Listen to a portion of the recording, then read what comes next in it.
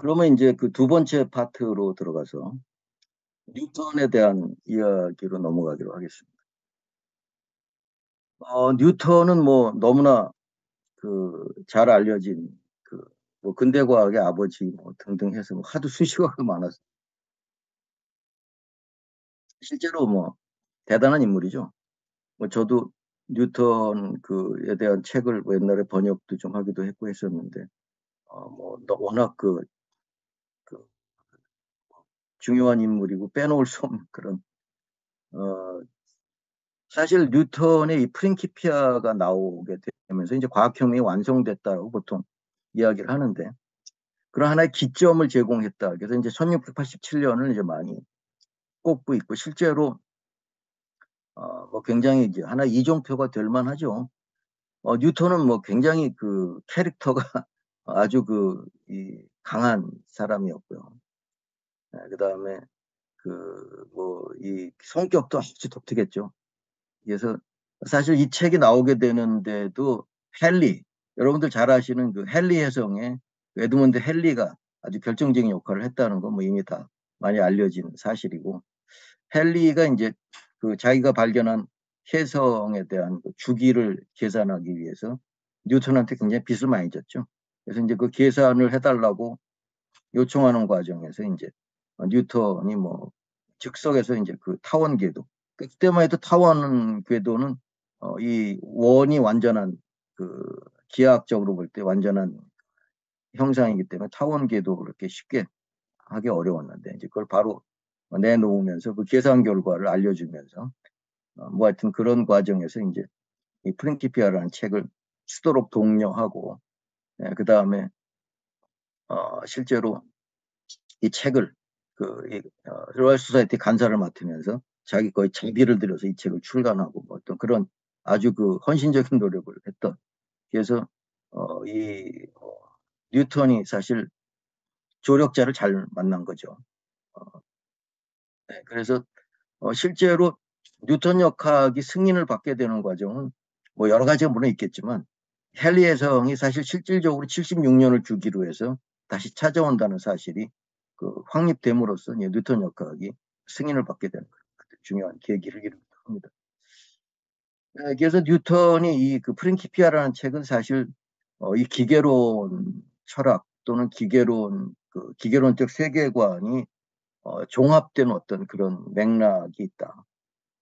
뉴턴 자신이 천재이기도 하지만 뭐, 뭐 이건 인정하지 않을 수 없죠. 천재라는 것은. 그렇기도 하지만 사실 뉴턴의 천재성은 개인적으로 어떤 탁월함도 있지만 이 종합의 어떤 달인, 여러 가지의 그 흐름들을 가지고 그걸 종합시키는 이런 능력에서 아주 탁월한 또 인물이기도 했죠. 그래서 뭐 전에도 얘기했지만 뭐 내가 멀리 볼 수 있는 건 거인의 어깨 위에 올라섰다. 사실은 코페르니쿠스부터 시작된 어떤 일련의 천체역학상의 혁명, 그것과 그 다음에 그 데카르트, 뭐 베이컨 이런 이제 주로 데카르트죠. 이 데카르트의 기계론 철학을 같이 결합을 시켜서 하나의 어떤 역학적 세계관 또는 기계론적 세계관을 정립한 것이 이제 뉴턴이고 그런 맥락에서 이 바로 이런 뉴턴의 역학을 보면서 아까 얘기했던 실험주의 자연 철학에서 얘기했던 그런 과학의 이 그런 어떤 토대 위에서 이 세계에 대한 해석을 전부 다 할 수 있으리라는 생각이 아주 큰 힘을 얻게 됩니다. 그래서 뭐 뉴턴은 정말 그런 맥락에서 뭐 이후에 유럽 사회에서 뭐 거의 아주 그 총화가 되다시피 하고 그 당시 물리학에 대한 사람들의 어떤 그 열망, 그 물리학을 통해서 이 세계를 다 설명할 수 있을 것이다라는 그런 믿음 이런 것들이 뭐 아주 그게 이제 계몽주의로 계속 연결되는 것이라고 볼 수 있겠죠. 그래서 프린키피아는 원래 자연철학의 수학적 원리이고요. 그래서 이제 여기 보면 이런 말을 했습니다. 나는 이 책을 철학의 수학적 원리로 제시한다. 그래서 이 프린키피아가 우리나라 번역이 여러 판본이 있죠. 최근에 하나 또 번역이 된 것 같은데 제가 아직 구해보진 못했습니다. 근데 이제 그 이전에는 그 조경철 박사님 지금 타계하셨죠. 아폴로 박사라고 불리던 조경철 박사님이 그 연대 천문학과 교수님이었죠. 그분이 번역을 하신 게 있었고 그다음에 이제 그 이화여대 저기 그 뭐야 출판본가 거기서 또 하나가 나오는 게 있었고 한데 이게 정말 읽기 어렵습니다. 예, 이번에 새로 나온 판본은 제가 아직 보질 못했지만 어쨌든 이건 기하학으로 써진 책이라서 그다음에 또 당시 개념들이 워낙 지금과는 달랐기 때문에 그 번역하느라 진짜 고생들 많이 하셨을 것 같은데 그런 부분들 때문에 사실 우리가 그걸 바로 읽기에는 상당히 좀 어렵죠. 하여튼 그렇지만 여기에서 이런 수학적 원리라고 하는 게 이제 제시가 되고 철학의 임무가 이것이다. 물론 자연 철학이죠. 그래서 그런 수학적인 어떤 토대 위에서 이 운동이라고 하는 것을 힘과 운동을 기반으로 해서 이 자연의 힘들을 다 설명할 수 있다라는 그런 부분들. 그래서 이제 세 권으로 이루어지죠. 그래서 뭐 1권은 뭐 저항이 있는 그뭐 입자, 그다음에 2권은 뭐 저항이 없는 뭐 등등 해가지고 이제 거꾸로군요. 1권이 저항이 없는 그러니까 즉 우주 천체상에서 그다음에 2권이 아마 유체역학 이런 형식의 그 저항이 있는 매질 속에서의 어떤 물체들의 운동.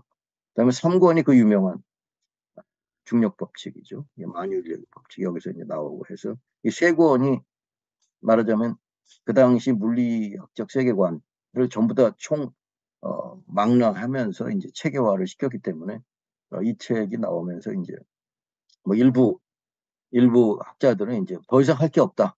모든 게 다 설명이 됐다라는 이제 이런 식의 얘기를 할 만한 그런 책입니다. 그래서 뭐 저는 이제 주로 이 뉴턴의 이 프린키피아가 나오면서 이제 정리됐던 그런 이제 운동 삼법칙부터 시작해서 많은 이론들이 있습니다만 그런 것들이 가지는 인식론적 함의를 이제 주로 선생님들하고 같이 얘기를 하려고. 그래서 이제 이 부분이 이제 기계론적 세계관이 도대체 뭐냐? 우리가 그런 얘기를 많이 하잖아요. 적 세계관이다 뭐다 하는데 이 기계론적 세계관이 바로 우리가 지금 세계를 바라보는 가장 기본적인 관점입니다. 그래서 이 부분을 우리가 좀 차근차근 하나씩 살펴볼 필요가 있다. 그래서 이제 아주 라프하게 이 몇 가지 특징들을 잡아서 이제 한번 설명을 해보려고 하고요. 그래서 여러분들도 한번 지금 내가 세계를 바라보는 관점 또는 근대주의가 세계를 바라보는 가장 기본적인 인식적인 토대가 여기서 마련이 됐다라고 할 수가 있기 때문에 그 부분들을 한번 짚어보는 게 이 강의에서 아주 굉장히 중요한 부분이 되지 않을까라는 생각을 합니다. 첫 번째는 이 실체론적 세계관인데 이게 참 이해하기 어렵습니다. 뭐 입자 중심의 세계관이라고도 말할 수 있겠죠. 그래서 이제 실체가 뭐냐?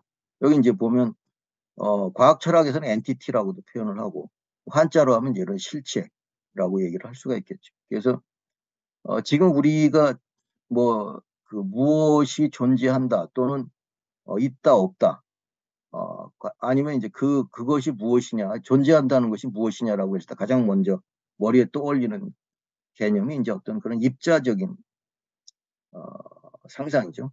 뭔가 알갱이가 있다. 또 있다 없다라고 얘기를 했을 때 우리는 보통 그 실체야. 뭐 이런 이제 정말 실체로서 얘기를 하는 거야. 아니면 뭐 가설이야. 뭐 실제, 리얼리티죠. 이런 게 다 섞여 있죠. 그래서 사실은 가장 기본적으로 이 세계를 설명하는 가장 기본적인 어떤 토대로서 과연 그걸 무엇이라고 봐야 되느냐라고 했을 때 되게 이런 입자적 관점에서 이제 세계를 바라본다.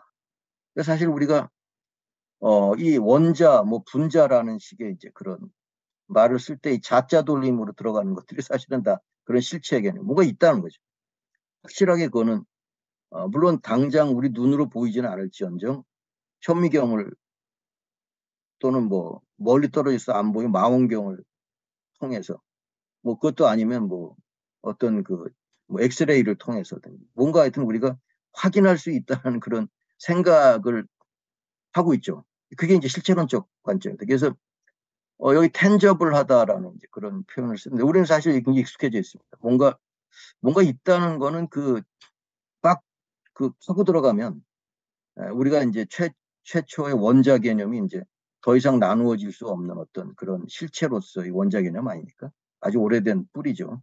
그러니까 그런 개념들이 사실은 이 기계론적 세계관에서 이제 확고하게 물론 뭐 원자 개념이야 뭐 조금 다른 버전이긴 하지만 고대 그리스에서도 원자론을 주장했던 사람이 있습니다만 어떤 그런 어떤 실체론적 관점이라는 게 우리가 지금 살고 있는 세계에서는 아주 확고합니다.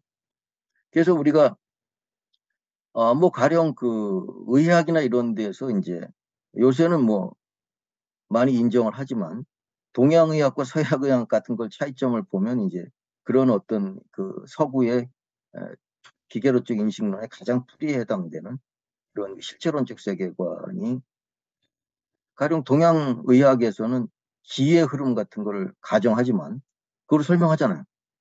그래서 뭐 북한에서는 그 굉장히 그런 쪽이 발달해 있죠. 그래서 이제 그 이 뭐 경락이라고 하는 경락이라는 건 사실 우리가 확인할 수 없습니다.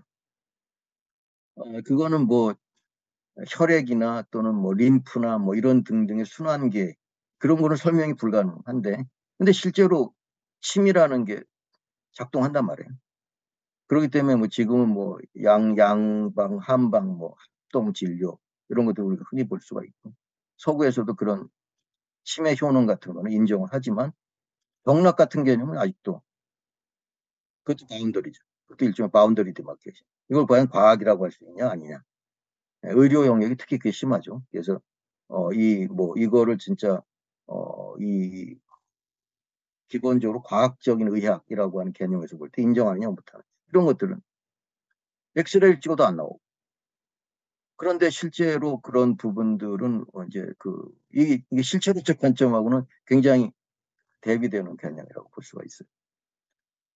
뉴턴 같은 경우는 특히 광학에서 보면은 이 빛도 하나 입자로 같지 않습니까? 그게 이제 광양자 가설이라고 이제 해서 나중에 아인슈타인도 빛이 이제 입자라고 하는 그 입자로서의 그 알갱이죠, 결국은. 이 광자라고 하는 것이 어떤 알갱이가 계속 가서 왜 압전 효과 같은 게 일어나요. 그래서 이제 아인슈타인 그거 가지고 노벨상 받지 않습니까? 뭐 하여튼 그러다 나중에 이제 그 파동설이 제기되잖아요. 그러니까 사실 빛의 성질만큼 저는 아직도 잘 모르겠어요. 도무지 그 입자이면서 동시에 파동이다. 이게 정말 헷갈리죠. 그래서 이제 불확정성의 원리 하이젠베르크가 제기하고 하면서 그 세계에 들어가면 이제 뉴턴 역학적인 세계관은 전부 다 무너지게 되는데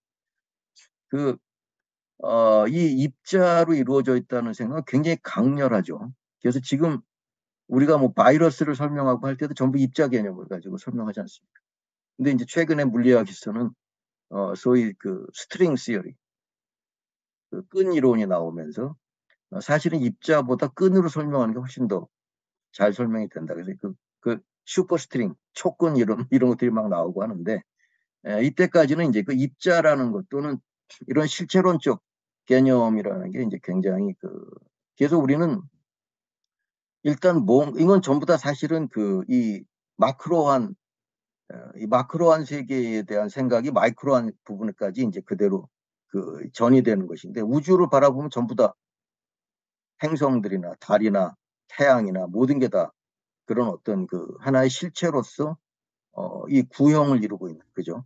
어떤 그런 실체 개념으로 이제 인정이 되죠. 그렇기 때문에 그런 우주가 그렇게 구성되어 있다고 한다면 이것은 우리를 비롯해서 모든 것의 어떤 기본적인 그 어, 형태 또는 기본적인 실체의 개념 그런 어떤 알갱이 또는 입자적인 관점을 이룰 것이다라는 이제 그런 생각이 가장 기본에 해당된다고 볼 수가 있고요.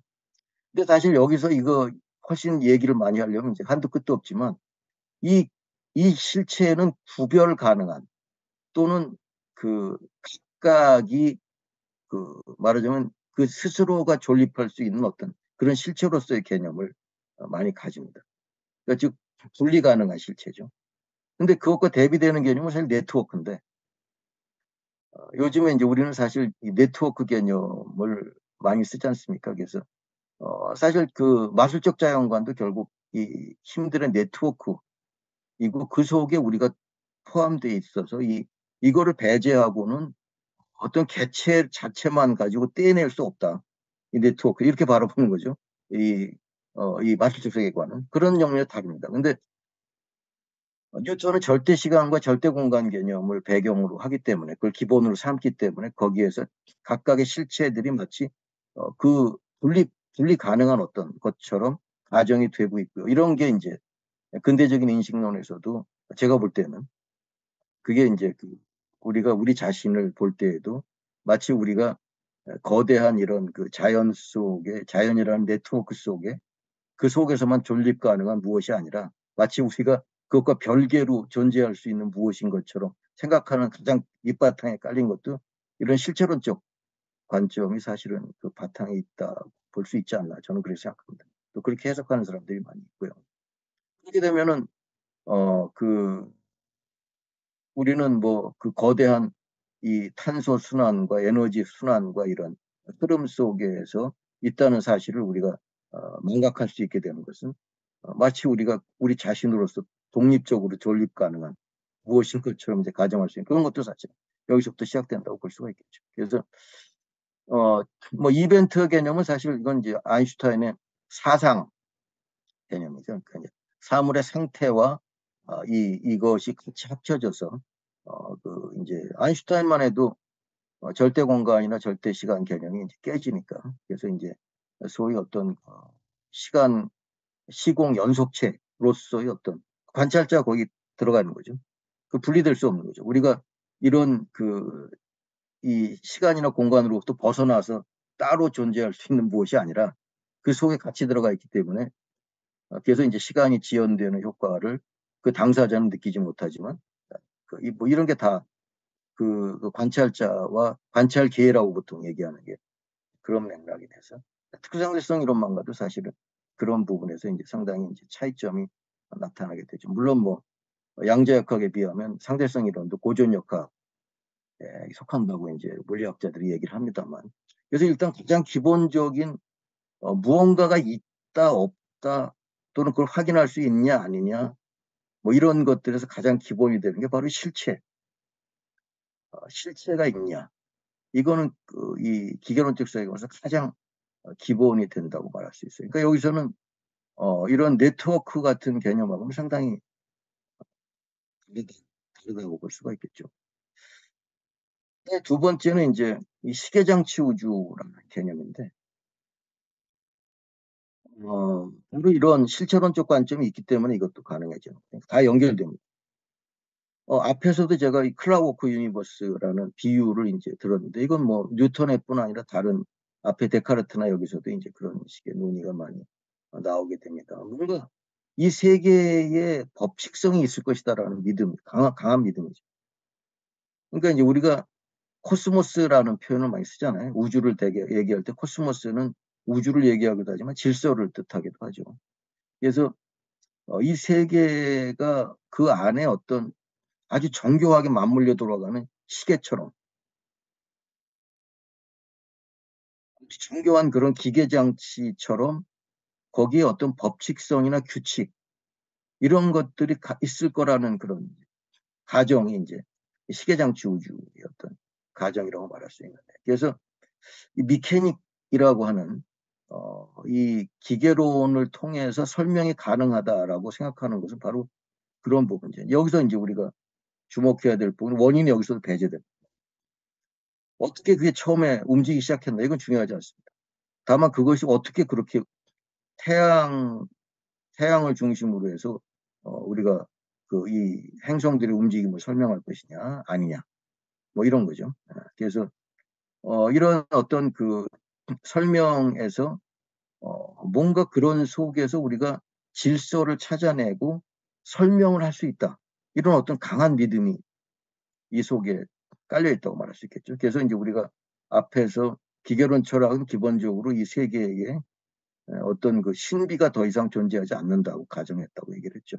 그 어떤 신비스러움 또는 그 속에 아직 우리가 알 수 없는 어떤 그런 영역이 어두운 우리가 범접할 수 없는 그런 건 존재하지 않는다. 라고 얘기했던 건 전부 다 이런 미케닉을 통해서 설명 가능하다고 봤고. 그래서 이제 아인슈타인도 사실은 우리가 잘 아는 여러 이제 에피소드가 있습니다만 아인슈타인이 했던 말 중에 제가 굉장히 인상에 남는 말이 이 우주가 굉장히 편벽한 아주 깨까도롭다는 거죠. 현격하기는 하지만 설명이 불가능할 만큼 깨까도롭지는 않다라는 식의 얘기를 아인슈타인은 합니다.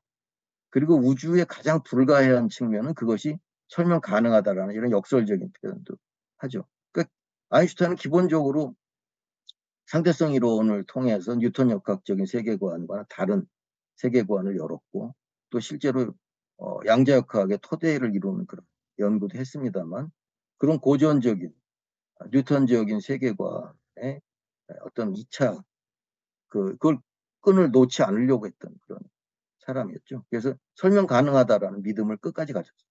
그래서 자기가 이라는 거를 종합해서 이 세계를 모두 설명할 수 있는 어떤 그런 하나의 단일한 방정식, 이걸 만들어 설명할 수 있다라는 그런 이제 믿음을 끝까지 가졌던 인물이죠. 그러니까 설명 가능하다라는 믿음이 얼마나 강력한가는 아마 우리들 스스로도 자문을 해보면 정말 이 세계가 설명 가능할까? 이 물리학자들은 가능하다라는 쪽에 많이, 특히 입자 물리학 하시는 분들은 이제 환원주의적 경향이 강하니까 설명할 수 있다. 지금은 아니더라도 언젠가는 설명할 수 있을 거야. 이런 정도로까지는 되게 과학자들이 그런 쪽에 많이 이 방점을 찍을 겁니다. 일반인들도 마찬가지일 거예요.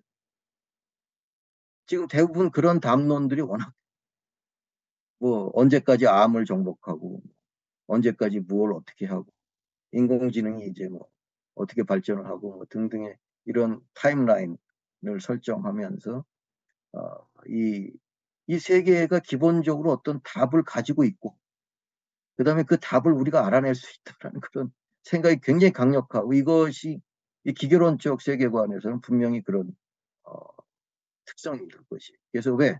미케닉하니까 이 세계가.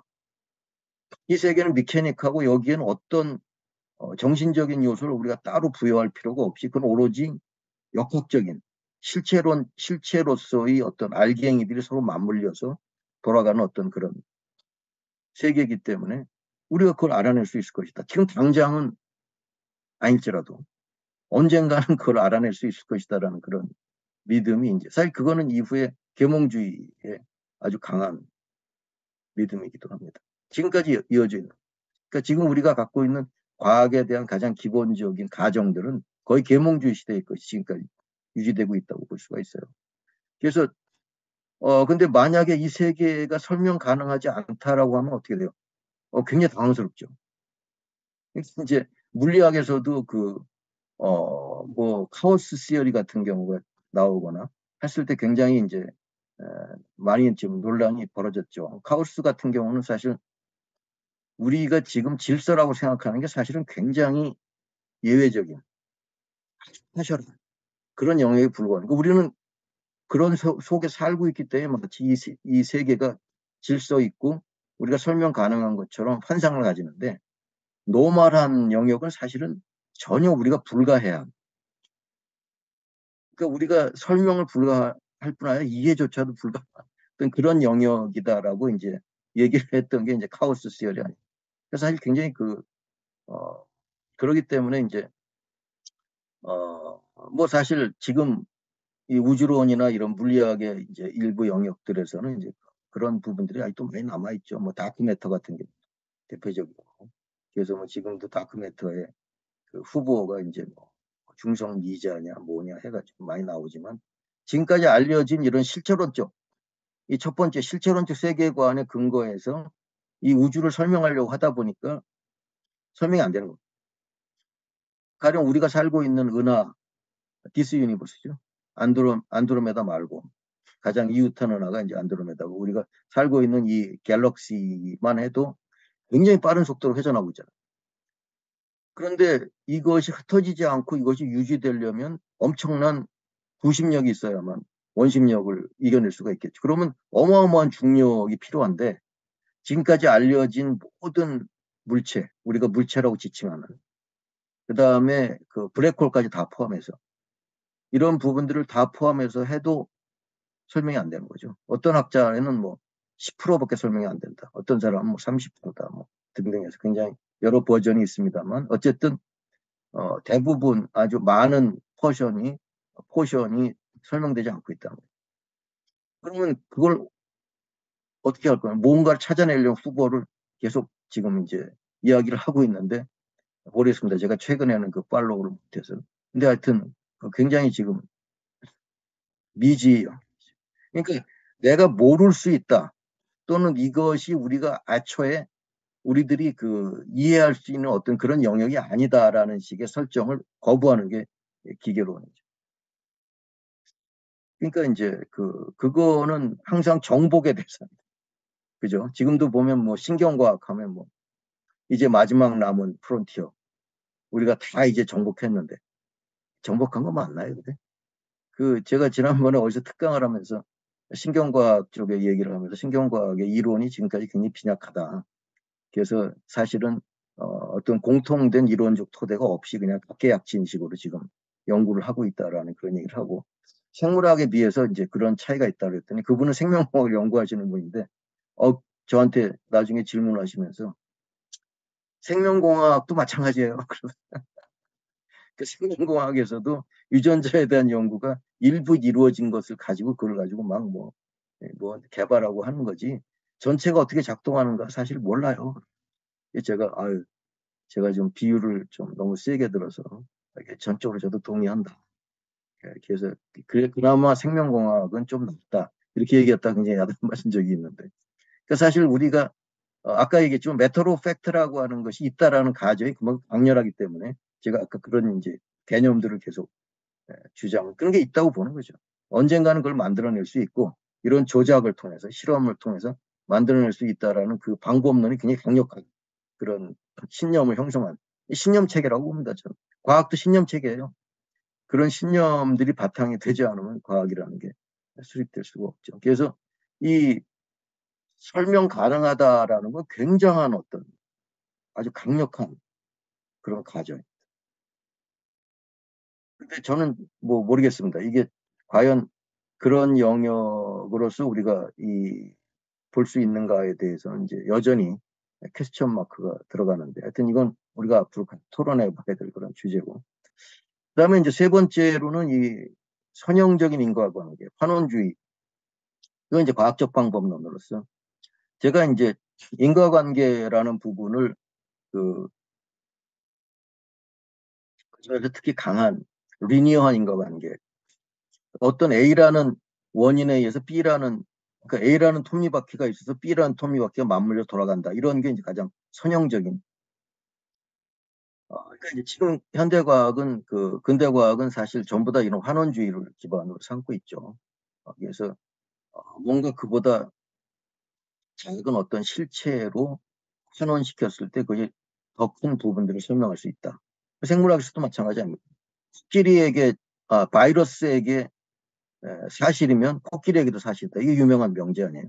그렇기 때문에 점점 더 다루기 쉬운 그 생물체를 가지고 실험을 해도 결국 그 결과를 가지고 그보다 훨씬 큰 코끼리, 인간에게도 적용 가능하다라는 그런 신념들이 깔려 있기 때문에 그런 어떤 조작의 극대화를 가능하게 만들고 하는 것이죠. 물론 이제 그런 부분들이 과연 이제 라투르가 바로 그것이 얼마나 어려운 일이고 또 실제로 그 과정에서 어떤 변형이 일어나는가를 설명을 하지만 그래서 이 환원주의라고 하는 건 굉장히 강력한 그러니까 이런 시계장치 우주 그다음에 입자 중심 세계관 이런 것들이 다 깔려 있으면서 이제 환원주의라고 하는 게 작동할 수 있는 아주 강력한 토대가 형성이 되는 거죠. 그래서 뭐 지금도 뭐 계속 반복해서 나오지만 물리학을 통해서 그걸 확대 적용하면 이 사회에 대한 부분도 설명 가능하고 그다음에 생물학을 가지고 인간의 어떤 모든 특성 이것을 다 설명하고 심지어 도덕, 덕성 뭐 이런 윤리까지도 설명할 수 있다 이런 식의 생각을 하게 되는 거죠. 어떤 그런 거대한 환원주의. 이 환원주의는 뭐 너무 강력해서 지난 2010년도인가요? 그 사회생물학 논쟁을 이제 한번 맘한 적이 있었는데 그래서 이제 그때 우리나라의 이제 그 대표적인 사회생물학 하시는 분들하고 그다음에 이제 해서 그 책으로 사회생물학 대논쟁이라는 책을 냈죠. 그래서 거기서 이 환원주의를 가지고 이제 굉장히 좀 치열하게 논쟁을 하려고 했는데 서로 가지고는 뭐 택도 없죠. 근데 이제 그때 참여했던 많은 사람들이 그 과정을 그래도 좀 제대로 된 논쟁을 해보려고 시도했던 것으로 해서 뭐 기록도 많이 남기고 했는데 사실 환원주의를 우리가 그 이렇게 객관화시켜서 이걸 설명하는 것 자체도 불가능할 만큼 우리는 환원주의에 젖어 있습니다. 우리 완전히 우리 자신이 서 있는 토대 자체가 다 환원주의에 기반을 해서 이루어진 세계이기 때문에 여기서 그 부분을 논의한다는 것 자체가 이제 어떤 사람은 그건 무의미한 일 아니야. 어차피 우리는 환원주의를 벗어날 수 없어. 그걸 가지고 뭐 얘기한다는 것은 지금 우리가 스페큘레이션을 하지 않는 한 말하자면 그런 거죠. 제가 처음에 마술적 자연관을 우리가 이해하기 참 어렵다. 그렇기 때문에 그런 어떤 이 애니메이션이라든가 이런 SF라든가 이런 영역을 통해서 그런 것에 대한 상상하는 게 굉장히 중요한 그 부분이 되는 게 바로 그런 것이 아니면 우리는 한 번도 그런 세계를 살아본 적도 없고 지금 그런 어떤 하나의 대안이라고 할 수 있는 부분도 존재하지 않기 때문에 그래서 그런 얘기를 한 적이 있습니다만 그래서 이제 우리가 과학적이라고 얘기했을 때 이건 사실 과학 철학으로 이제 넘어가는 영역이지만 도대체 사이언티픽이 뭐냐? 라고 했을 때 대부분 이런 또는 합리적이다라는 합리성의 가장 기본이 뭐냐고 했을 때 이런 환원적인 인과관계에 의한 설명 이런 걸 되게 얘기를 하는 거죠. 그리고 이것이 가능하다라는 그 믿음이 굉장히 강력합니다. 이것 역시. 뭐 당연하죠. 설명 가능하다고 한다면 이런 어떤 이 세계가 설명 가능한 세계라고 한다면 우리가 이런 환원주의적인 방법을 통해서 모든 어떤 복잡한 현상들을 그보다 단순한 어떤 모델링에 의거해서 설명할 수 있다라는 그런 믿음으로 이제 연결이 되는 것이라고 볼 수가 있겠죠. 그러니까 이런 부분들에 대한 대안으로 나왔던 게 이제 컴플렉스 시어리 같은 게 이제 물리학에서 한때 유행을 했었죠. 복잡성 이론이라고 해서. 그래서 이제 복잡성 이론은 이런 환원이라고 하는 것이 불가능하고, 그러니까 가령 우리들의 정신 세계를 이해하기 위해서 뉴런을 연구하면 다 될 거야. 뉴런으로 환원시키면 될 거야. 이런 식의 생각이 얼마나 잘못된 건가. 또는 생명을 이해하기 위해서 이것을 유전자, 이 DNA로 환원시켜서 설명할 수 있다는 이게 지금 강력한 패러다임이죠. 분자론적 패러다임. 이런 식의 생각이 지금 너무나 만연해 있기 때문에 이런 것이 아닌 다른 방식들이 사실 힘을 쓰기 어려운 그런 상황인데 그 컴플렉스 시어리 같은 경우 한때 굉장히 유행했습니다. 일본에서는 뭐 아예 제가 그때 일본에 서점에 가면 그쪽 매대가 따로 하나 설치될 만큼 또 일본 학자들도 많은데 어느 사이에 지금 흔적도 찾아보기 어려운 만큼 잊혀지고 있죠. 거기에서는 매 수준 레벨 여러 레벨이 있는데 그 레벨을 올라설 때마다 이른바 창발성이라고 하는 현상이 나타나서 도저히 그 부분들의 합으로는 도저히 설명할 수 없는 새로운 특성이 창발된다라는 이제 그런 창발 개념은 사실 이제 진화론에서 제기된 건데 새로운 종이 어떻게 태어날까 이게 참 어려운 얘기죠. 완전히 새로운 종이 태어나는 것들은. 그래서 이제 우리 몸으로 따지면은 세포들이 모여서 어떤 하나의 기관을 이루고 또는 뭐 기관계 시스템으로 올라서고 그것이 뭐 여러 계들이 모여서 하나의 유기체를 형성하고 이렇게 되는 각각의 레벨마다 이런 어떤 창발적인 현상으로서 설명을 해서 그래야만 생명이라든가 지능이라든가 이런 것들의 출현을 이 환원주의 가지고 설명이 안 된다라는 이제 그런 접근이라고 할 수가 있는데 근데 그것도 참 재미난 주제가 될 거예요. 왜 이런 컴플렉시티 시어리, 복잡계 이론이 한때 그렇게 인기를 얻다가 갑자기 사라질 수밖에 없었는가. 이것도 하나의 주제가 될 수도 있을 겁니다. 하여튼, 그래서 우리는 지금 설명이라고 했을 때, 뭔가를 설명한다고 했을 때는 거의 다 이런 환원을 통해서, 이게 가능할 수 있다고 보는 거죠. 예. 이게 뭐, 이런 아주 리니어한 인과관계에 의한 어떤 설명을 요구하는 그런 거는 뭐 이제 제가 자주 드는 비유로 가령 지하철 사고가 일어났다. 갑자기 지하철이 고장이 나서 안 움직인다. 그때 제가 옛날에 어떤 프로젝트를 하면서 엔지니어들하고 한번 면담을 해서 한 적이 있었는데 그때 들은 얘기가 재밌더라고. 그러니까 우리 사회는 뭔가 확실한 원인을 내놔야만 이게 설명이 됐다고 보기 때문에 뭔가를 내놔야 된다. 근데 대부분은 우리가 컴퓨터 잘 안 돌아가면은 어떻게 해요? 껐다 키잖아요. 그럼 돌아가죠. 그러면 되는 거잖아요. 작동하면 이제 아 이건 뭐 잘 모르겠지만 어쨌든 돌아가잖아. 이렇게 사실은 지금 대부분의 이런 그 시스템들도 그런 식으로 작동한다는 거죠. 그러니까 사고 나면 시나리오를 쫙 만드는 거예요.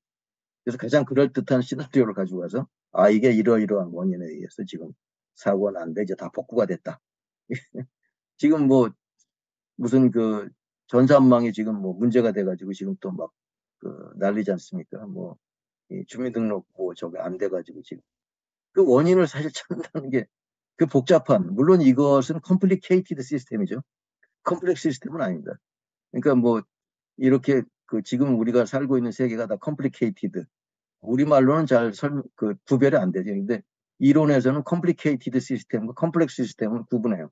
그래서 이렇게 굉장히 많은 요소들이 해서 이런 부분들은 이제 그 복잡계라고는 안 하고 복잡하다 그것도 근데 그러니까 이제 뭔가 그런 설명이 가능해야 되고 그런 걸 내놓을 때 비로소 설명되었다라는 식의 이런 식의 생각이 말하자면 지금 우리한테 굉장히 지배적인 생각이라고 말할 수가 있습니다. 그래서 이런 것들을 이제 그이 선형적인 인과관계라고 이제 제가 표현을 한 것이 그냥 인과관계야 뭐 오래전부터 그런 그 원인과 결과를 가지고 뭔가를 보려고 하는 것은 뭐 분명히 합리적인 사고에 있어서 중요한 요소라고 말할 수가 있는데 물론 이제 다른 영역에서는 뭐 계시라든가 또는 순간적인 어떤 그 이 뭐 직관이라든가 이런 것들에 의거해서 뭐 그 설명을 하는 것들도 있지만 일단 이런 그 흐름들과 그, 그 중에서도 가장 직접적인 그 인과관계를 설명을 요구하는 어떤 이런 방식을 얘기하는 것이라고 할 수가 있습니다.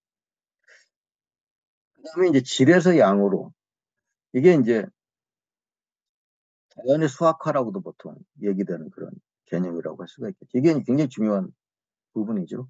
그래서 아까도 뉴턴의 프린키피아가 이제 그런 수학을 통해서 이 세계를 설명할 수 있다. 이런 어떤 강한 신념을 가지고 있었고. 그래서 사실 질에서 양으로, 그러니까 모든 걸 양으로 환원시켜서, 이것도 환원주의 일종이죠. 이걸 통해서 설명하고 계산할 수 있다라는 그런 생각. 이것이 이제, 지금 우리가 합리성, 합리적인 또는 뭐 이런 식의 등등 얘기를 할 때 아주 중요한 토대가 되는 부분이 이런 양화 가능성, 이런 부분이라고 할 수가 있겠죠. 이건 굉장히 이후에 이제 사회적인 어떤 변화 과정에서 제가 이제 굉장히 좀 어, 주목해서 이런 뉴턴 역학이 가지는 정치 경제적인 어떤 그 의미를 이제 설명하려고 하는데 아주 중요한 부분이기도 한데 우리가 이것도 지금 생각하기엔 너무나 이제 당연하게 여기기 때문에 그래서 합리성도 여러 종류가 있습니다. 합리성이 하나가 단일한 합리성이 하나 시대마다 바뀌죠. 그러니까 여기서 이제 수립된 것이 이 계산 가능한 소위 칼큘러블한 레이셔널리티라고 하는 개념이 아주 이제 그 확고하게 토대를 잡게 되는데 그건 이제 사회적인 상황이 바뀌면서 이런 계산이라는 게 점점 더 중요한 의미를 띠고 그런 어떤 양으로 전환시켰을 때 비로소 우리가 이 세계를 좀 더 잘 이해할 수 있다. 뭐 이런 지금 우리는 뭐 무수한 숫자들을 가지고 이 세계를 이해하는 데 익숙해져 있죠. 그래서 뭐 이 수치들이 나와야 이제 우리가 뭔가 확실히 이해했다. 그러니까 뭐 가령 예를 들면 우리가 어디 여행을 해도 꼭 그런 거 물어보는 사람들이 있어요. 어느 나라에 간다 그러면 거기 인구가 얼마야? 그거 어떻게 알아? 내가. 이제 찾아봐 이렇게. 또는 뭐 그 면적이 얼마야? 우리나라보다 몇 배가? 그러면 사람들이 그래. 뭔가 이해한다는 어떤 그런 생각이 들죠. 산에 가도 마찬가지죠. 거기가 몇 미터야? 사실 산에 아무리 높은 산에 가도 출발한 지점이 중요하지 사실은 해발 몇 미터가 중요하진 않죠. 그렇지만 뭔가 뭐 거기가 천 몇백 미터가 된다. 실제로는 800m부터 올라갔는데 그래도 굉장히 뿌듯해하게 여기 거기 가서 꼭 사진을 찍고 뭐 이런 이런 것들이 사실은 어떤 양으로 전환시켜서, 즉 양화시켜서 그걸 통해서 우리가 뭔가 이해했다 또는 우리가 알게 됐다 뭐 이런 식의 어떤 개념들도 사실은 이런 근대적인 산물이었다고 볼 수가 있다. 사실 이제 제가 시간에 대한 이야기를 좀 많이 하는데 이것도 사실 그 당시 그 유럽이 이제 말이 좋아서 대항해 시대지 식민지 쟁탈전이 아주 격화되던 시점 아닙니까? 대항해 시대에 들어가서 이 장거리 항해를 하기 위해서는 꼭 필수적인 게 이제 배의 위치를 내가 지금 어디쯤 와 있는가를 알려면 대개 이제 북극성을 가지고 이제 측정을 해서 이 크로노미터 시간의 측정이 필수적이죠. 근데 이제 이 크로노미터라는 게 이제 1714년에 이제 처음 영국에서 이 계식이라고 보통 얘기하죠. 지금은 당연히 우리는 시계가 계식이지 그럼 뭐예요? 하지만 이 정말 정밀한 어떤 정밀성이라는 걸 가지고 그 시간을 측정하는 어떤 그런 기계가 처음 탄생하게 된 것은 이제 영국의 뭐 헨리 몇 세인가가 아예 저걸 하죠. 그 상금을 걸고 야 이거 누가 만들어 오면 내가 상금 줄게. 그래서 이걸 사실 실제로 어떤 사람이 개발해서 지금도 그 박물관에 가면 있습니다. 그 최초의 크로노미터라는 게 이제 그런 어떤 그러니까 이런 시간이라고 하는 것의 의미가 바뀌는 것도 또 정밀한 시간의 계산 이런 부분들도 사실 이런 질에서 양으로 어떤 변화 과정을 뜻한다고 볼 수가 있는데 그 사실 지금 우리가 쓰고 있는 시간의 개념은 지금 여러분들 그 휴대폰으로 받는 시간은 정말 굉장히 정밀한 시간이죠. 이건 뭐 저기 인공위성 발사할 때 쓰는 시계하고 똑같습니다. 그게 다 그걸 받아서 쓰기 때문에. 근데 이제 처음에 우리가 시간의 개념은 그 대응물이 있었어요. 그 카운터파트가 있었던 거죠. 그래서 가령 어, 하루의 길이를 재기 위해서는 지구가 그 대응물이죠. 그러니까 1년은 지구가 태양 주위를 한번 공전하는 게 이제 1년 아닙니까? 그런 식의 어떤 자연으로부터 그 시간의 개념이 들어오게 되고 기본적으로 그 이전까지의 그 시간의 개념은 주로 순환적 시간이죠. 왜냐하면 농업사회니까 대부분 다. 농업사회는 절기가 중요하죠. 지금도 우리가 절기가 남아있지 않습니까? 그래서 뭐 언제 씨앗을 뿌려야 되고 언제 서리가 처음 내리고 뭐 이런 굉장히 중요한 절기 개념은 다 사실 순환적 개념입니다. 시간의 화살표가 도입되는 그 에로 오브 타임이라고 그러죠. 시간의 문화사 이런 거 보면 재밌죠. 시간의 이게 들어오면서 이제 시간도 계시, 정확하게 시간을 측정하는 어떤, 그전까지는 지금 우리가 몇 년도에 사는지 중요하지 않죠. 대개 보면은 뭐 우리나라도 옛날 뭐 무슨 왕 몇 년, 그다음에 그 왕이 죽으면 그다음에 또 원년이잖아요. 이거는 사실 왕조를 따지는 사람들에게 필요한 거지. 일반 백성들이 뭐 중요합니까? 그냥 지금 이 절기가 1년에 어느 절기인가 정도만 알면은 되는 어떤. 그래서 굉장히 서큘러한 이런 시간의 개념에서 시간의 화살이 도입되고 과거, 현재, 미래라는 그런 개념들이 생기게 되고 하면서 그래서 어떤 이제 그 이그젝트니스 정밀한 시간에 대한 개념이 도입되니까 더 이상 지구가 그 하나의 그 카운터파트가 될 수가 없게 된 거죠. 왜? 지구는 불규칙하거든. 뭐 지난번에 그 무슨 큰 지진 한번 일어났을 때 지축이 얼마가 휘었다 뭐 이거 나오잖아요. 그래서 뭐 그 저기 뭐죠? 그 내비게이션이 그 수정을 해야 된다. 뭐 이런 얘기가 막 나오는 것이 지구의 움직임이 그렇게 그 우리가 지금 바라보는 이런 정밀한 이 측정의 개념에서 볼 때에 더 이상 그런 카운터파트가 될 수 없기 때문에 지금 우리가 쓰고 있는 시간은 사실 인공물입니다. 더 이상 그거를 쓸 수 없다라는 생각 때문에 이제 사람들이 모여서 야 이제 더 이상 지구 안 돼. 이걸 저기 세슘 원자가 충돌하는 그 횟수를 가지고 아예 인공적으로 1초를 다시 정리를 내린 거죠. 그래서 이제 이런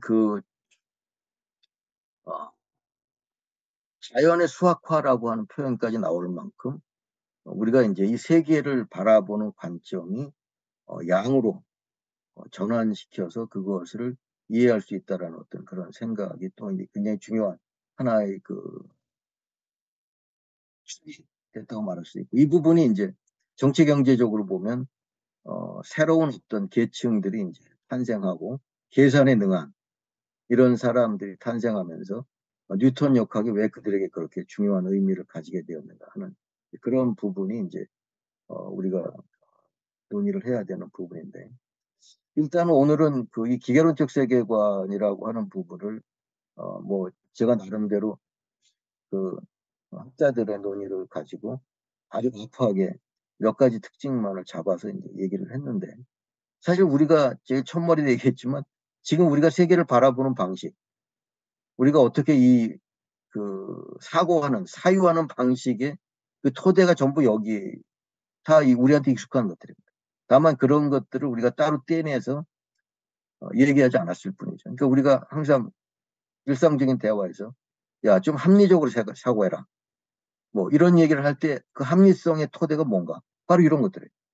이런 부분들이 다 합리성이라고 얘기할 때 또는 과학적으로 대응해야지 너무 그렇게 개인적인 어떤 생각이 아니라 과학적인 이런 걸 얘기할 때 중요한 개념들이 다 이런 그러니까 이것조차도 이것도 사실은 그런 어떤 하나의 그 흐름이라는 거죠. 그 속에서 굳어진 뉴턴의 역학 체계와 그 이전의 기계론적인 어떤 철학들이 결합되면서 만들어진 어떤 그런 과정이었다고 우리가 볼 수가 있는 것이죠.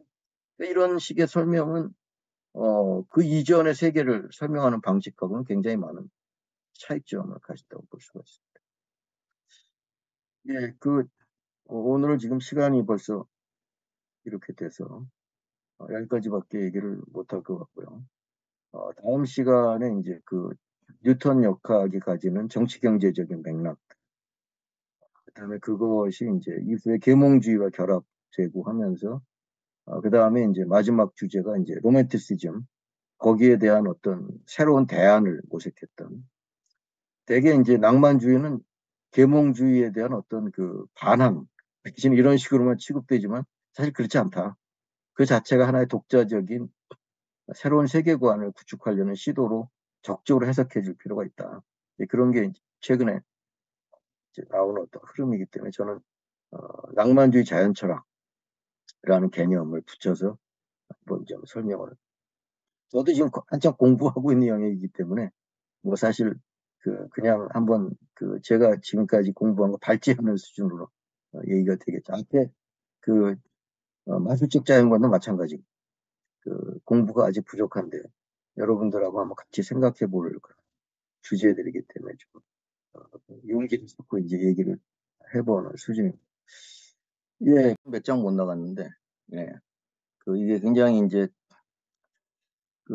뭐 제 나름대로는 좀 정리를 해서 설명을 다 드리려고 했는데 얼마나 정리가 됐는지는 잘 모르겠지만 사실 이런 인식론적인 측면들을 짚어본다는 건 참 굉장히 쉽지 않은 일이죠. 근데 이제 우리가 지금 어떻게 보면 모든 철학이나 뭐 모든 과학이나 저는 마찬가지라고 보는데 뭐 어쩌다 세상이 이렇게 됐지? 내지는 왜 우리가 이러고 살지?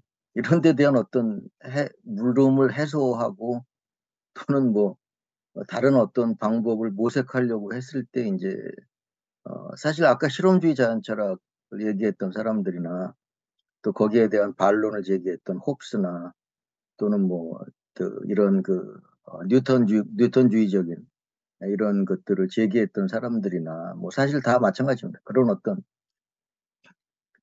이 세상이 항상 그 혼란스럽지 않은 시대는 없죠. 물론 그 정도가 프락추에이션이 뭐 있고 그러니까 거기에 대한 뭔가 해답을 찾으려고 하는 그런 다양한 시도들이 있는데 그런 시도들 중에서 이제 두드러진 시도들을 가지고 이제 우리가 이 사람들은 왜 이런 걸 했을까? 뭐 이런 것들을 이제 살펴보면서 어디서 어떤 좀 더 그런 이제 해답을 좀 얻어보고자 하는 뭐 그런 어떤 시도라고 말할 수가 있겠죠. 여기에서 뭐 여러분들 뭐 좀 궁금하신 내용이나 뭐 이런 부분들이 있으면 좀 또는 뭐 이거는 이런 식으로 볼 수 있지 않느냐 또는 뭐 등등 다 좋습니다. 자유롭게 좀 말씀.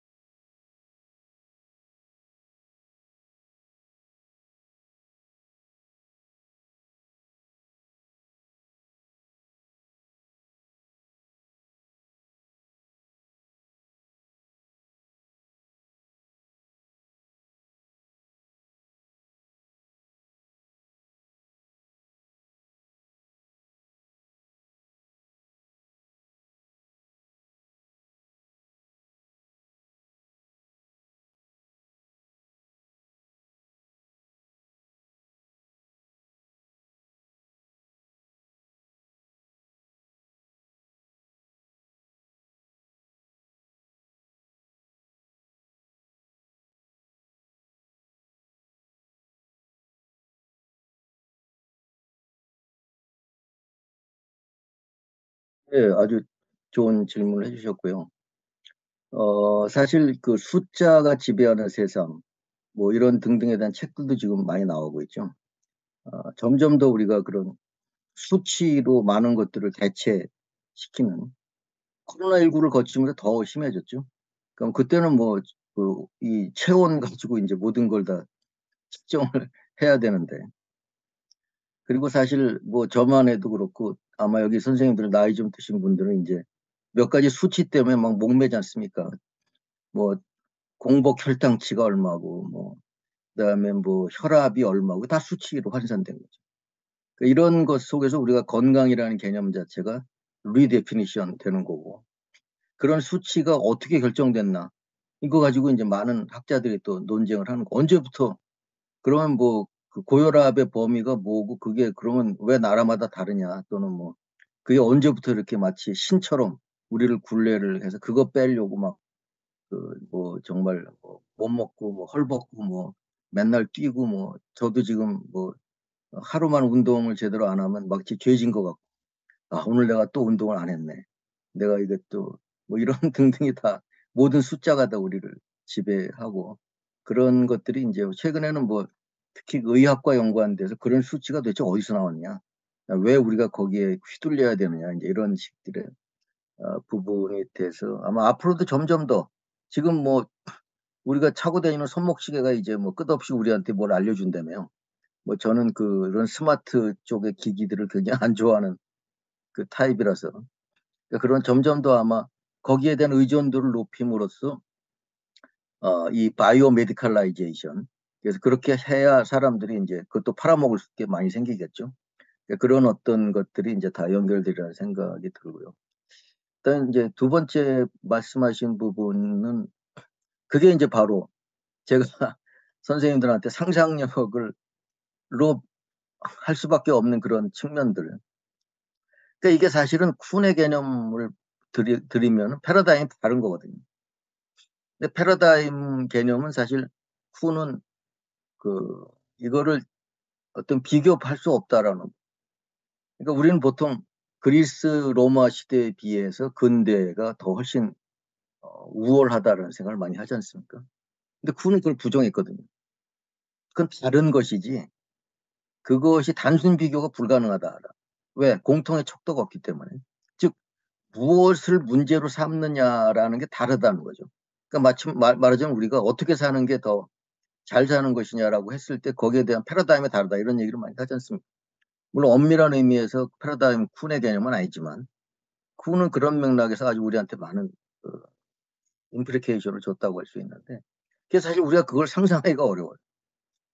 그래서 이제 제가 마술적 세계관이라고 한 부분 또는 아까 당연히 보이를 쪽이 이게 제대로 된 거지 무슨 홉스는 무슨 이상한 소리를 하는 것 같아. 이렇게 될 수밖에 없는데 그걸 이제 다시 복원시켜서 대등하게 놓고 설명을 하려고 하는 게 이제 역사학자들 일이죠. 그래서 그 사람들이 굉장히 이제 1차 문헌들을 다 뒤지고 하면서 그런 작업을 하는 건데, 그래서 이제 제가 마술적 세계관이라고 하는 세계가 도대체 어떻게, 거기서는 무엇을 설명이라고 생각하고 또 아니면 거기서 설명이라는 게 별로 중요하지 않을 수도 있다는 거죠. 지금 우리는 설명을 굉장히 중요하게 여기잖아요. 설명해봐. 이렇게 들어가지 않습니까? 그거는 뭔가 설명이 된다라는 가정이 또 깔려 있는 거죠. 그렇지만 거기에서는 그런 어떤 다른 방식으로 이 세계와 공감, 거기서 공감이라 그랬죠.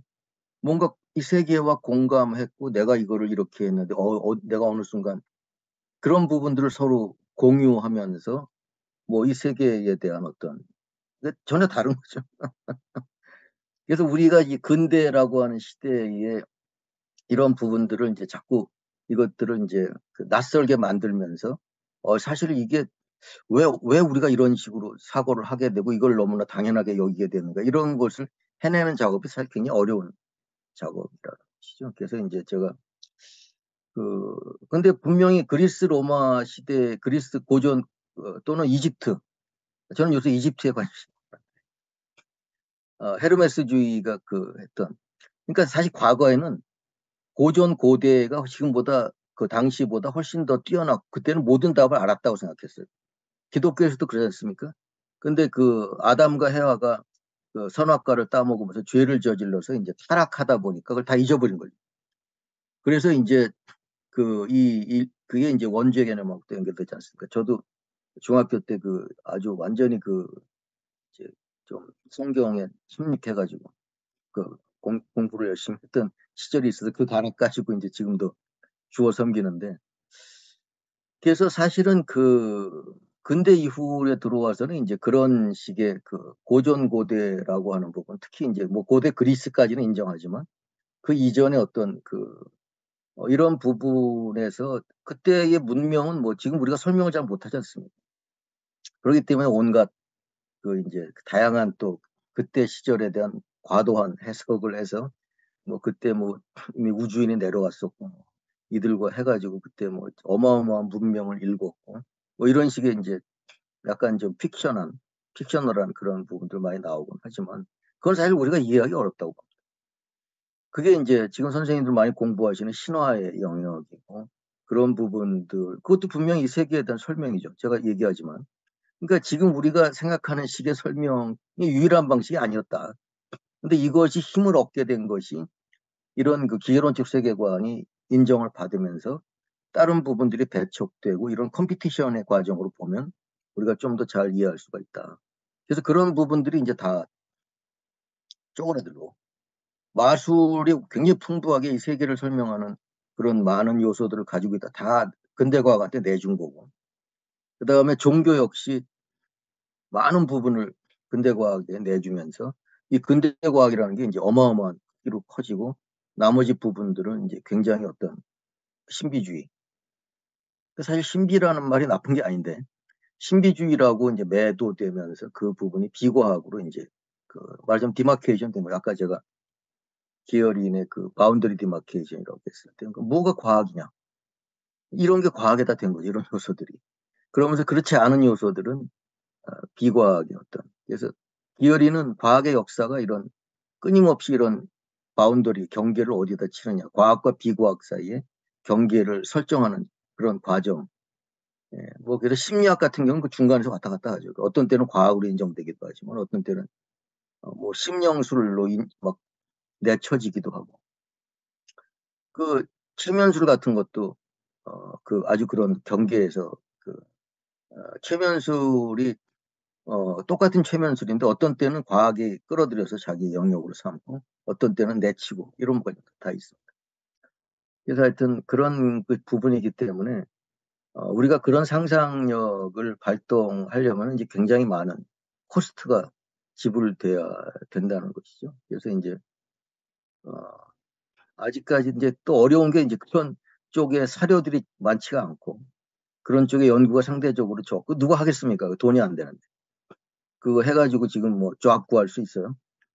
이제 그 어려우니까 그게 참 그런 연구가 잘 안 되는 거죠.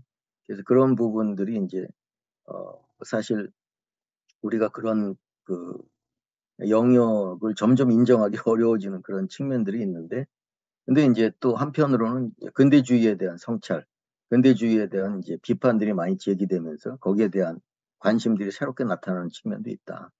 그런 부분이 이제 이런 새로운 해석들을 계속 내놓으려고 하는 그런 시도로 이제 나타나는 것이 아니냐라고 보는 거죠. 네, 참 어렵습니다. 그런 부분들, 뭔가를. 그러니까 이해나 설명이라는 개념도 이 굉장히 이런 기계론적 세계관에 의해서 그게 다 스며들어 있는 것이기 때문에 그런 것을 넘어서는 어떤 이해, 다른, 참 이해하기 어렵습니다. 받아들이기 어렵죠. 그렇기 때문에 하이젠베르크도 그 양자역학에서의 그 어떤 설명이나 이해라는 개념을 도대체 뭘로 봐야 되는가, 그걸 고민을 많이 하고.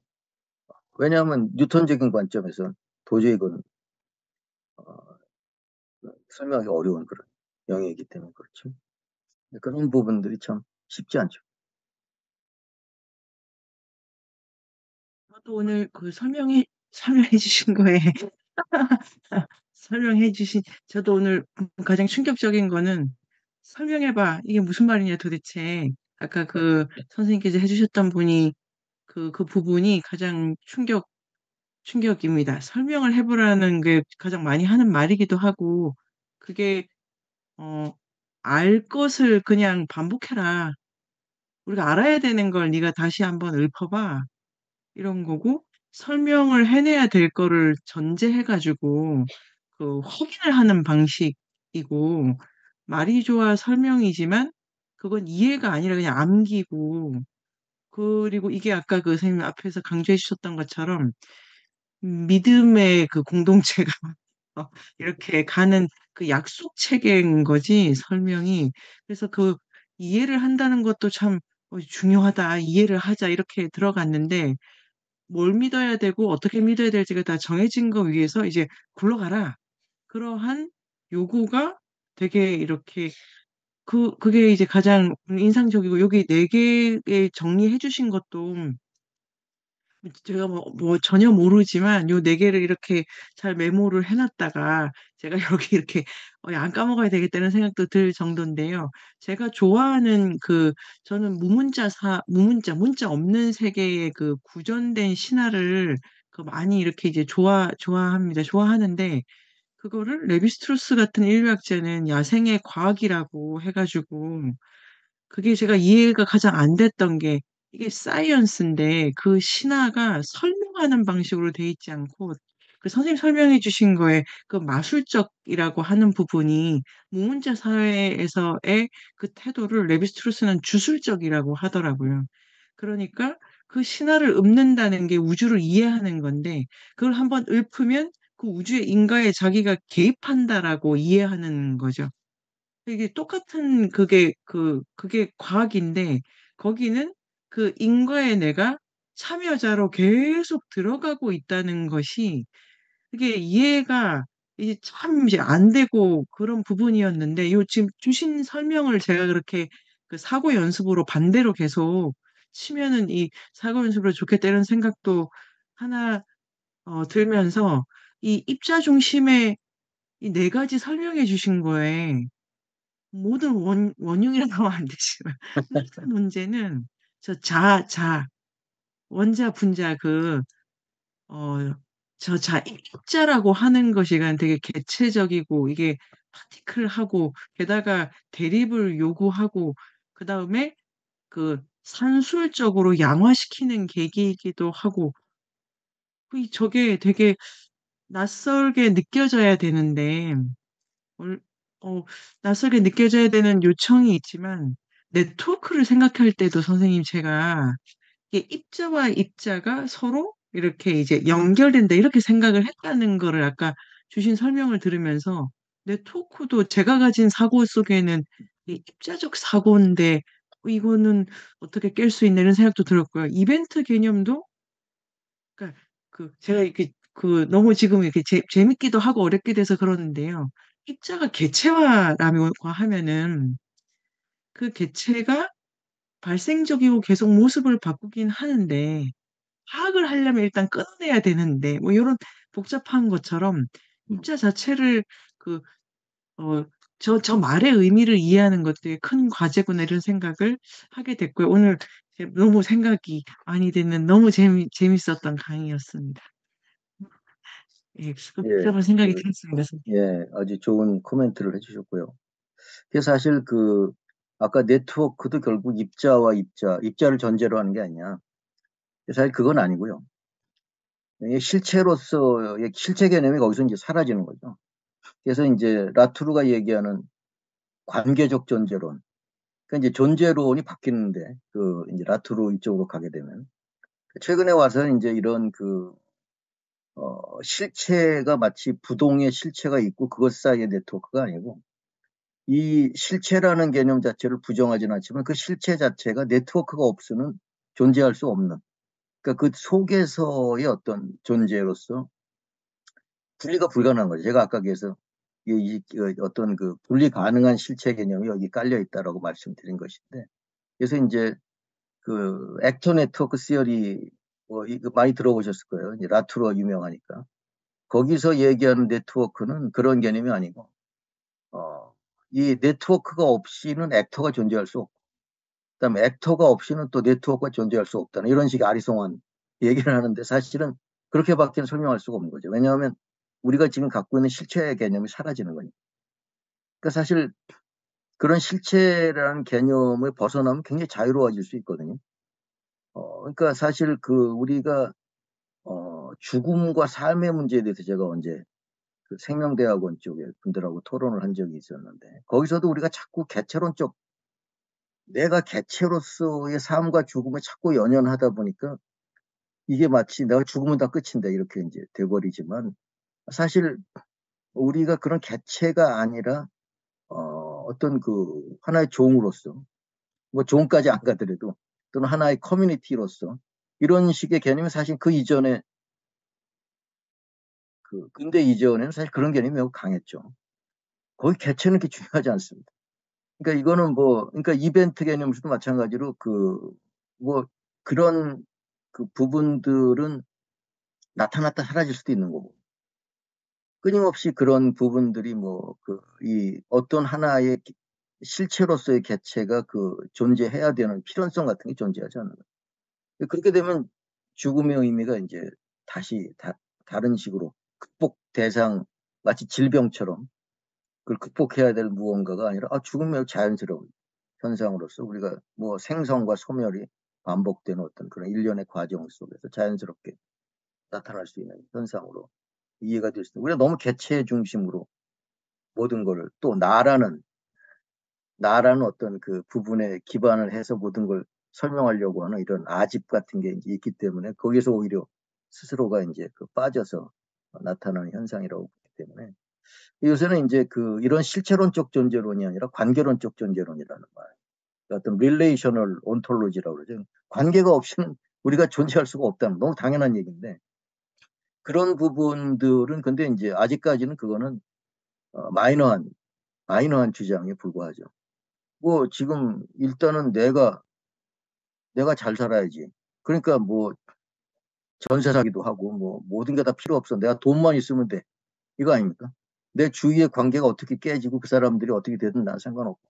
뭐 이런 많은 부분들이 사실은 이런 개체론적, 나의 개체로서의 실체로서의 개념이 가장 우선시되기 때문에 나타나는 그런 현상이라고도 볼 수 있지 않나요? 하여튼 저는 그래서 그런 부분들이 이제 우리가 정말 의미하는 공동체적 이런 관계적인 맥락으로 전환되면 이건 다르죠. 우리가 마술적 세계관에서 도 얘기했지만, 아니 저기 있는 바다와 내가 하나인데 그 속에 있는 수많은 생명체들이 나와 소통할 수 있는 대상인데, 어떻게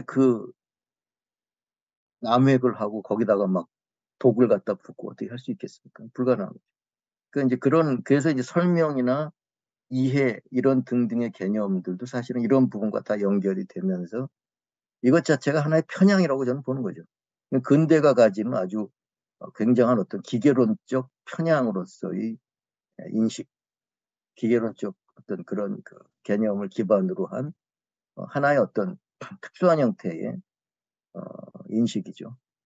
그러니까 이제 뭐 물론 특수하다고 해서 뭐 이것이 꼭 나쁘다 뭐 그런 건 아니고 그런 여러 가지 것들이 있을 수 있는데 이런 부분이 힘을 얻었기 때문에 우리가 지금까지 그 다른 어떤 부분들을 상상조차 할 수 없는 그런 상황에 처하게 되는 것이지만 어쨌든 이것이 유일한 어떤 세계를 이해하는 방식이 아니다. 그렇게 이제 보는 거죠. 저는 뭐 그 이것이 매우 강력한 방법이고 지금까지 엄청난 그 설명력을 가졌다고 보지만 이것이 그렇다고 유일무이한 그런 식의 설명 양식은 아니었다. 그건 뭐 확실하죠. 그 부작용이 지금 우리한테 엄청난 형태로 지금 다가오지 않습니까? 그래서 그런 부분에서의 이제 지금 이제 다급해지니까 사람들이 이제 다시 거기에 대한 이제 리플렉션을 하고 있는데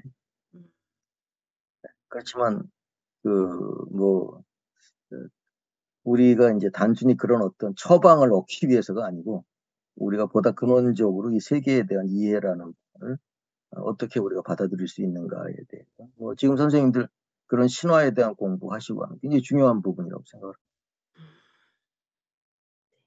선생님 오늘 강의 정말 네 오늘 저도 다른 선생님과 마찬가지로 너무나 정말 충격적으로 재밌게 잘 들었고 저는 시간 역시 우리가 과거, 현재, 미래 이 시간도 기계론적 세계관에서 아주 성형적인 시간으로 굳어져 가지고 다른 시간을 정말 중복되는 시간을 정말 상상하기 힘들구나 그 생각도 했고 얼마나 숫자적이냐 하면 축구도 숫자고 모든 스포츠도 숫자가 아닌 다른 스포츠로 상상할 수 없을 정도인데요.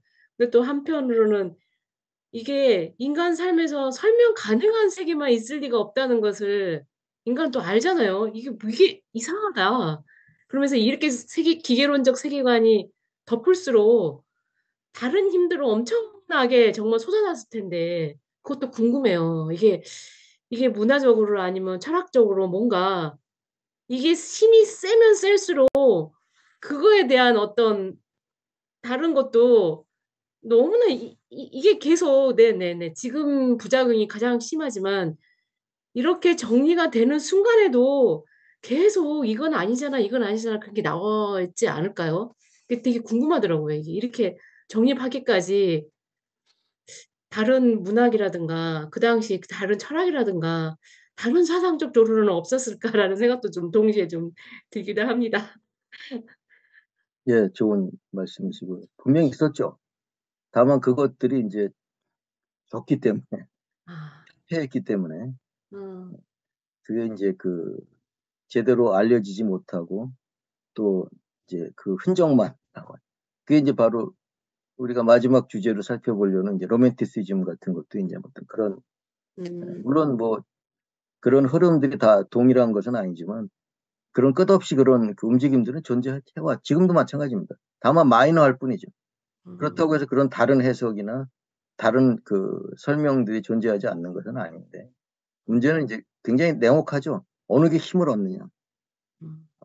그래서 이제 제가 신자유주의에서의 어떤 이 오늘날 양상 속에서 끊임없이 그런 세계관들을 재생산해내고 그걸 통해서 자기들의 어떤 지배 체제를 공고하게 하기 위한 일련의 과정들을 분석하려는 시도를 해보려고 했던 것도 이제 다 연결된다는 거죠. 그런 부분들이. 저절로 이루어지는 건 없습니다. 음.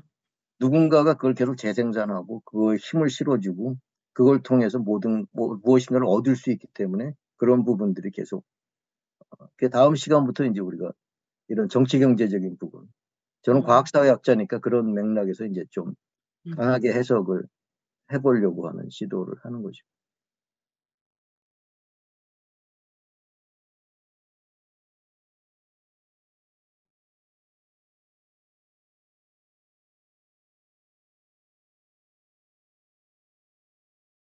예.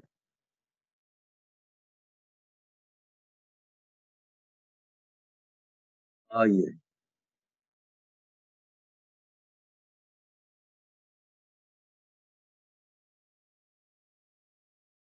교수님이 옥 교수님이 하려는 거 아니었어요? 아까 마이크 켜져가지고.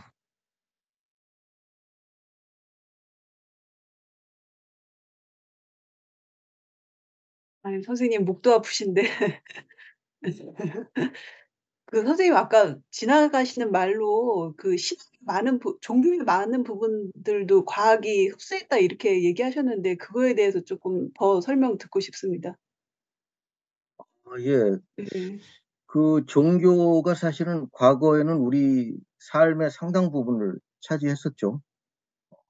근데 그런 부분에서 이제 종교가 가지고 있는, 뭐 저는 종교에 대해서 잘은 모릅니다만, 특히 이제 이 기독교나 가톨릭 같은 경우, 가톨릭이 특히 이제 서구 사회에서는 굉장히 지배적인 그 영역을 차지했었는데, 그 뭐 윤리라든가 이런 측면에서 상당히 많은 부분이 이제 그 종교에 기반한 이른바 종교적인 삶이, 지금 우리는 그걸 좀 상상하기 어렵습니다. 사실 종교가 그렇게 지배하는 사회에 대해서.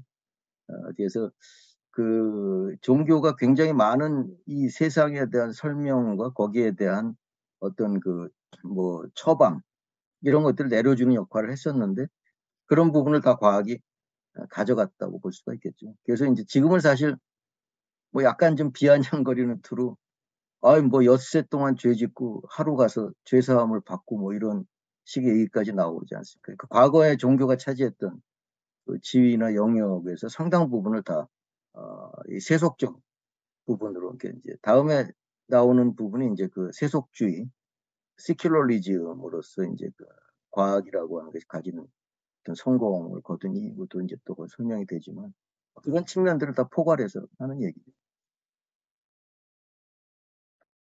사실 저도 뭐 그렇고, 지금 우리들이 종교와 삶이라고 하는 것을 생각하는 부분은 지극히 서구화된 그런 이제 버전에 해당이 되기 때문에, 우리가 이슬람이나 뭐 그다음에 저 어디죠? 저쪽 중국에 합병돼 있는 뭐 어디입니까? 티베트. 티벳이라든가 이런 쪽에서 사람들이 그 모습을 잘 이해하기 어렵죠. 예. 그래서 이제 우리가 함부로 얘기하면 안 된다. 지금 우리들은 지극히, 우리는 사실 서양인도 아니면서 서구적인 관점으로 이제 그런 부분들을 똑같이 재단하고 하려고 하는 그런 이제 그 위험성에 대해서 얘기를 하는 것도, 예, 그런 부분이 있다고 이제 보죠. 동영상을 편집해 주신 선생님 굉장히 고맙고요. 그 친구들이 의외로 이거를 찾아가지고 이걸 봤다고. 근데 한마디로 하는 게 너무 길다. 절대로 그건 못 보겠더라. 그래서 야, 그거 어떻게 보냐? 그거는 나는 신기하다. 나도 잘 안 보는데 어떻게 그걸 찾았냐. 하여튼 이 자리를 빌어서 감사를 표합니다. 아, 그게 선생님 유튜브 그 이제 알고리즘에 이제 추천을 받으면 그게 이제 뜰 수도 있거든요. 그래서 아, 그래요? 선생님이 제일 관심 있는 과학이라든지 이렇게 이제 하면 선생님이 이제 얼떨결에 나오기도 하거든요. 그래서 알고리즘의 혜택을 받아서 이제 아, 뜬다라고. 그렇습니까? 알고리즘의 선택을 받아서 네네네. 그게 되는 거군요. 별로 네네, 선택받고 그렇습니다. 싶지 않은데. 네. 선생님 강의 오늘 너무 네. 네, 선생님 강의 오늘 너무 잘 들었습니다. 다른 선생님께서 다양하게 얘기해 주셨는데, 저는 아까 살짝 스쳐 지나갔던 얘기 중에 하나가 그 원인 배제라는 그거에 대해서 저는 좀 약간 살짝 꽂히긴 했었거든요. 그러니까 이제 과학이라는 하나가 이제 원인을 배제시킴으로써 그 고대 그리스 신화에 있었던 그런 것들을 다 완전히 배제시켰다라고 했는데, 그러면 거기서 단절이 일어난 거잖아요. 그럼 그 단절이 일어난 게, 어, 완전히 비판적 사고로 가는 그런 거라고 보면 되나요? 아니면은 저는 거기에 대해서 좀 더 선생님의 생각을 좀 듣고 싶습니다. 배제됐다라는 그 자체가. 음. 예, 과학이 아니면 수배버리는 건지. 사실 그건 이제 굉장히 좀 어려운 주제인데, 제가 굉장히 좀 벌가하게 그냥 좀 말씀을 드린 건데, 사실 이제 세계관 자체가 완전히 다르다고 말할 수 있고, 쿤도 사실 그 부분은 이제 그 패러다임의 차이로, 쿤은 그런 얘기를 하죠. 하나의 패러다임이 새로 많은 걸 얻으면 많은 걸 또 잃게 된다. 그러니까 지금 하나의 문을 열면 우리가 잘 관심이 없어 그렇지 또 다른 문이 닫힌다. 이런 표현을 많이 쓰는데, 그런 것이 이제 뉴턴 역학이 많은 성공을 거뒀다고 하지만 실제로 뒤에서 닫히는 문들이 제대로 주목을 받지 못하는 그런 상황 중에 하나가 이제 그 원인에 대한 탐구거든요. 그러니까 사실 뉴턴주의뿐 아니라 기계론적 세계관 이후 근대과학 전반이 그런 원인의 문제를 전부 다 철학이나 신학으로 돌리는 거죠. 왜? 아까도 얘기했지만 그것은 합의가 불가능. 그건 너무나 어려운 문제이기 때문에 또 그것은 그 답을 얻는다는 것 자체가 불가하다고 이제 판단을 했기 때문에 상당히 저는 프래그마티즘이 사실 굉장히 그 현대과학에서는 현대과학 철학에서 심오한 의미를 갖는데 그 어떤 그런 본질이라든가 이런 부분들이 과연 존재하는가에 대해서 이제 내놓는 어떤 하나의 접근 방식이 이제 프래그마티즘의 그 상당히 적극적인 측면이라고 보는데, 그래서 사실 그건 단절적인 측면이 있다고 봅니다. 그래서 그런 맥락에서 이제 과학혁명이 말하자면 이제 이 기계론적 세계관에서 접근하는 부분이 아리스토텔레스를 끊어내잖아요. 사실은 아리스토텔레스로부터 엄청난 영향을 받았으면서도 그 아리스토텔레스를 끊어내고, 그다음에 마술적 자연관으로부터 그렇게 많은 영향을 받았으면서도 그걸 끊어내면서 자기들 자체의 어떤 하나의 세계관을 수립을 해낸 거죠. 그 과정에서 사실 굉장히 그런 거의 폭력적이었다고까지 말할 수 있는 그런 부분들이 이제 잘려나가는 과정이라고 볼 수가 있겠죠. 그래서 그런 맥락에서는 성공했다고 볼 수 있죠. 선생님, 그럼 베이컨이 그 신비관이라는 그 책에서 이제 아리스토텔레스를 완전히 비판적으로 이제 쓴 책이지 않습니까? 그렇죠. 그것도 하나의 그때 나온 건가요? 그런 흐름이죠. 이제 우리는 그렇게 해석을 하는 거죠. 물론 베이컨 입장 또 다르고 데카르트 입장 또 다르고 또 데카르트와 또 뉴턴 입장 또 다 다른데 우리는 이제 그것까지 들어가면 너무 머리가 아프니까 그런 건 그냥 다 친구들로 보고 그래서 이제 아리스토텔레스로부터 벗어나려고 하는 그 이유 중에 상당 부분이 사실은 그런 측면이 있습니다. 아리스토텔레스가 세계를 설명하는 방식이 이런 기계론적 세계관하고는 전혀 맞아떨어지지가 않고 기본적으로 이제 아리스토텔레스주의는 그런 정성적 관점에다가 그다음에 이제 어떤 형이상학적인 요소들과 이런 많은 부분들이 결합돼 있고 거기서는 원인이 굉장히 중요하지 않습니까? 원이란 부분이 없이는 이 세계가 굴러갈 수 없다라는 그런 입장인데 그런 부분들을 끊어내지 않고서는 물론 이렇게 명확하게 인식을 해서 이거 끊어내야 돼 이렇게 한 것은 아니지만 그런 맥락에서 이제 원인을 배제시켰다는 것은 이런 실험주의 자연철학에서 나타나는 논쟁 중에서 보면 가장 극명하게 나타나는 부분이 그런 요소죠. 홉스로서는 그걸 용납할 수 없는 거죠. 도대체 원인을 모르고 뭘 설명을 한다는 거야. 그게 무슨 설명이야. 그냥 대충 해가지고 결과가 이렇게 나왔어. 그거 맞는다고 하고 사람들이 인정해주고 한다면 이게 무슨 진리야. 이렇게 되는 거죠. 그래서 이 원인이라는 문제는 굉장히 굉장히 깊은 논의고 그런 맥락에서 이제 사실 근대과학은 그런 원인을 처리한 거죠, 마치. 저거하고 비슷합니다. 이건 그냥 제 사견인데. 수학에서 보면은 무한대를 없애야 되잖아요. 무한대가 나오면은 도저히 해가 나오지 않지 않습니까? 어떻게든지 무한에 빠지지 않기 위해서 그걸 삭제하는 방법들을 개발하는 것과 마찬가지로 원인이라는 문제를 어떤 식으로 처리를 하지 않고서는 처방을 내놓을 수가 없으니까 그걸 아까 얘기했지만 경계 설정을 해서 이건 과학의 영역이 아니야. 이 부분은 우리는 why가 아닌 how 그건 많이 쓰지 않습니까? why라는 질문은 이건 끝없는 질문이기 때문에 우리는 how만 설명하겠다. 어떻게? 그래서 아까 얘기했지만 빅뱅에서 10의 마이너스 43승초 그 시점, 그 이전은 몰라. 다만 그 이후에 어떻게 전개됐는가는 거의 우리가 다 설명할 수 있어. 이렇게 되는 거죠. 그 이전 거는 그거는 우리 영역이 아니야. 그건 신학자들이나 또는 철학자들한테 물어봐. 이렇게 되는 거죠. 굉장히 편리한 방법. 그렇기 때문에 근대 과학의 설명력이 높다는 거는 뒤집으면 토톨로지인데 자기가 설명할 수 있는 문제만 우리 문제로 삼아서 설명하기 때문에 설명이 높다고 보는 거죠. 쿤이 한 말입니다. 저도 그 말에 전적으로 동의하고 전략을 잘 쓴 거죠. 그래서 그런 설명하기 어려운 문제는 전부 다 종교, 철학, 신학 이쪽으로 돌려놓고 그러고선 또 니들은 왜 설명을 못하냐고 또 막 윽박을 지르는 이런 식의 양상이 이제 지금 과학에서 계속 주기적으로 나타난다.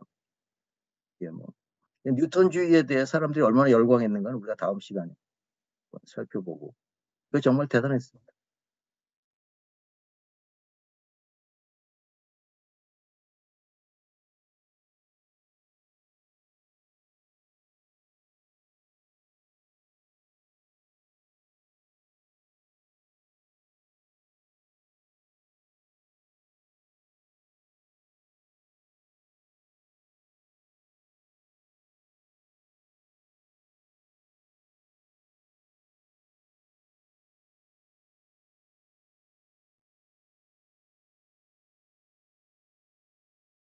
예, 예. 예.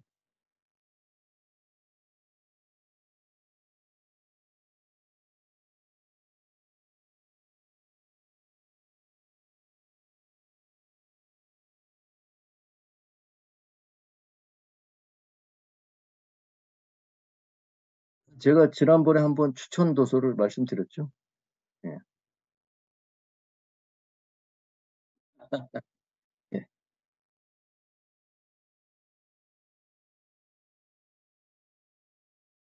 예. 한번 제가 다시 또 한번 비슷할 것 같은데 지난번에 드렸던 거. 예,